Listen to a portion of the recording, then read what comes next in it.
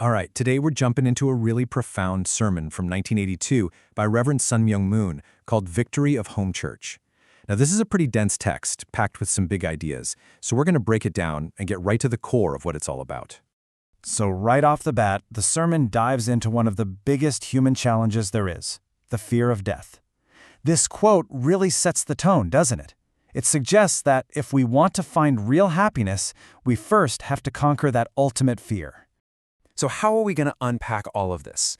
Well, we've broken it down into 5 key parts. First, we'll look at a totally new way of thinking about death. Then we'll explore this idea of true love and why it's so important. After that, we get really practical with the main mission, which is called home church. We'll also cover the obstacles you'd expect to face, and finally, what the ultimate goal of all this is, total freedom. Sound good? Let's go. All right, first up, a new perspective on death. The whole argument here is that if you're ever going to be truly free, you have to start by completely changing how you see, well, dying. So the sermon kicks things off by pointing out this huge gap between us and God. God is described as this spiritual being with total freedom, right? Can go anywhere in the universe in an instant. But us, we're stuck in these physical bodies. And the sermon uses this word. It calls us clumsy because we're so limited. And this is where it gets really interesting. To explain this, the sermon uses this powerful analogy. Think about a baby in the womb. It's a time of growth, but in a really limited space. And birth itself, it's pretty traumatic and scary, but you have to go through it to really live. Well, the sermon says our life here on earth is just like that. We're in a kind of spiritual womb. And death? Well, death is just that scary but necessary exit into something much, much bigger. And the analogy continues right here. If birth is exiting the womb, then death is just exiting our shell of flesh. See? It's not the end. It's framed as a second birth, a moment where you break free into the spirit world. It's about liberation, total freedom, kind of like a cicada that finally breaks out of its cocoon and gets to fly. And this quote from the sermon just nails it. In God's scheme of creation, death is another birth for man.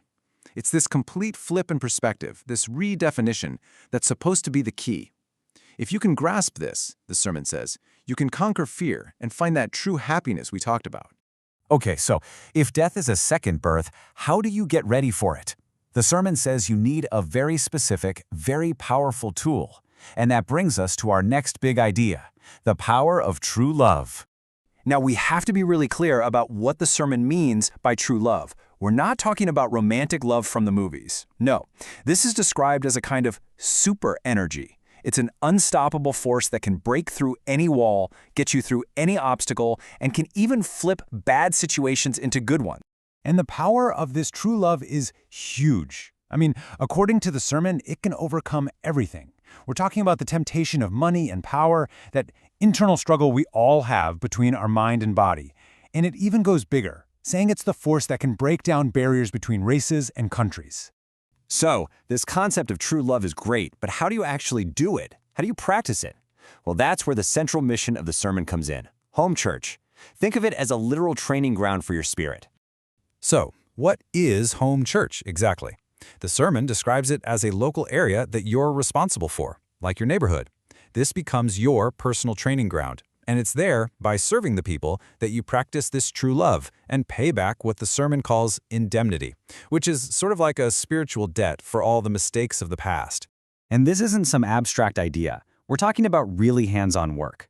The sermon is super clear about this. You're supposed to go to the lowest and dirtiest places. We're talking about practical stuff, like actually cleaning people's houses, being there for people who are suffering. And through all these selfless acts, you start to transform the whole community. And here's a really key point. Home church is just the beginning. It's the first step. The idea is that once you've built a successful home church, you can scale it up. You go from your local area to your clan, then your tribe, your nation, and eventually the whole world. Of course, a mission this big is going to have some massive obstacles, right? And to understand how to deal with them, the sermon introduces a really important concept, the principle of Cain and Abel. Now, you've probably heard the story of Cain and Abel, but here, the sermon looks at it in a totally different way. It says they're not just two guys from the past. They represent two basic mindsets or positions that any of us can find ourselves in. Let's break it down. You've got the Abel position on one side. This is the person who's sacrificial, who serves more, who even suffers more. They represent the mind, the spiritual side of things. Then you have the Cain position. This is the side that wants the benefits, wants to suffer less, and wants to be served. That's the body, the physical, material side. And here's the kicker. The relationship between them isn't static. The person in that sacrificial, able position has the job, the responsibility, to go out and win over the Cain position. And notice the language. It's not about beating them.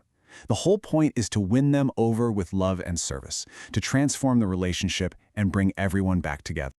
Okay, so you do all this, you take on this massive mission, you overcome these huge obstacles. What's the payoff?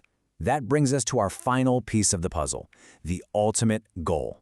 And in a word, it's freedom. And the rewards that are promised here are pretty incredible. We're talking about total freedom from your physical limitations, wiping out the fear of death completely, finally getting your mind and body to work together in perfect unity, and ultimately earning the right to enter the kingdom of heaven and inherit everything God and true parents have. And the sermon ends on a really personal note. It makes it crystal clear that this incredibly hard journey, it's not for some organization and it's not for any leaders. No, the mission of home church is for you. It's for your own sake, for your kids, and for every generation that comes after you. So think about that. This path of intense service is framed as the shortcut to reaching God. And that leaves us with one last big question to chew on. What does it really mean to find God? Not up in the clouds somewhere, but right here, in the lowest, the dirtiest, and the most challenging places on earth.